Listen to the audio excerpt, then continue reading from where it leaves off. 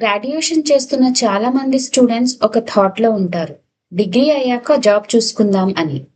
కానీ నిజం ఏంటి అంటే డిగ్రీ అయ్యాక కాదు. డిగ్రీ చేస్తూనే స్కిల్స్ నేర్చుకోవాలి.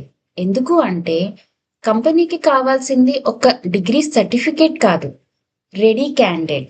డిగ్రీ చేస్తూనే నేర్చుకోవాల్సిన స్కిల్స్ ఏంటి అంటే ఫస్ట్ కమ్యూనికేషన్ క్లియర్‌గా మాట్లాడడం, ఐడియాస్ ఎక్స్‌ప్లెయిన్ చేయడం. సెకండ్ ఈమెయిల్ రైటింగ్ ప్రొఫెషనల్‌గా ఈమెయిల్స్ రాయడం రావాలి. Third technology usage basic tools, software, AI tools use చేయడం.